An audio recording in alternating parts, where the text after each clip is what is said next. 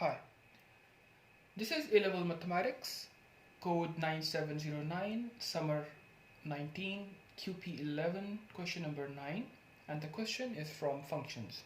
The question says the function f is defined f of x 2 minus 3x, where x is from 0 to 2 pi, and the first part is state the range of f.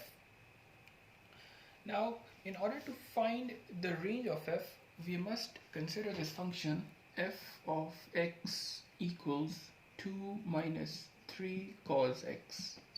This function is dependent upon the value of cos x. So we must know that in order for a maximum value of cos x is when f of x is 2 minus the maximum value of cos x is 1. So 2 minus 3 into 1, this becomes 2 minus 3, negative 1, and the minimum value of cos x is negative 1.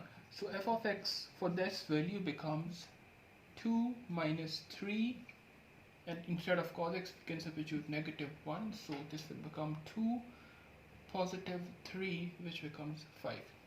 So we can say that the range of f becomes f of x is between negative 1 and 5. So that's the answer of part 1. So in order to sketch the graph, it becomes very easy if you divide it into pieces. So the graph is of 2 minus 3 cos x. So what we can do is first sketch 3 cos x. That's a simple graph with 3 amplitude, 0 to 2 pi, and then we can sketch the graph of negative 3 cos x. The graph of negative 3 cos x will be a reflection about the x-axis. So this graph is reflected about the x-axis. So now in order to sketch the graph of 2 minus 3 cos x, you simply have to add positive 2 to this graph. So if you add 2 to negative 3, this would become 2 negative 3 is 1. So this point becomes negative 1. 2 negative 3 is negative 1. And 0 becomes plus 2. So this 0 would become over here, it becomes 2. And 3 would become 5. So 3 over here is 5. So the graph over here is shown with negative 1, 0, and 5. So we simply have to add 2 to its amplitude, and the origin, the x-axis line also shifts downwards. So the next part says g of x is defined by g of x is 2 minus 3x. For x is between 0 and p, where p is a constant. State the largest value of p for which p has an inverse. So we have already sketched g of x, which was this graph, and it says now that find the value of p for which g of x has an inverse. For any function to have an inverse, it must be one-to-one function.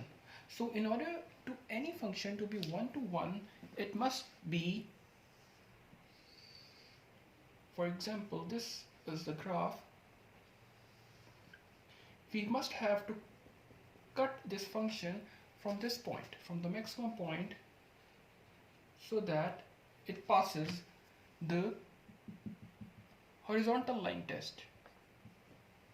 So see, if I cut this graph from here, it cuts at a single point. So now this function has an inverse. So we can say that if we restrict the value, the largest value for p should be equal to pi. This is the largest value of p, and for this value of p, the function g of x will have an inverse. The next part says find an expression of g inverse of x. In order to find the expression for g inverse of x, we simply have to make x the subject of this g of x. So g of x, let's suppose g of x, I say it's y equals 2 minus 3 cos x. I take 3 cos x over here, and this becomes 2 minus y. Cos x equals 2 minus y by 3, and x equals cos inverse of 2 minus y by 3.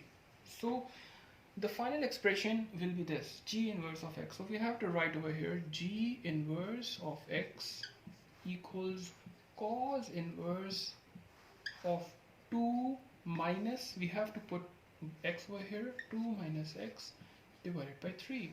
So this is the expression for g inverse of x. Thank you, and do like and subscribe my channel for more videos.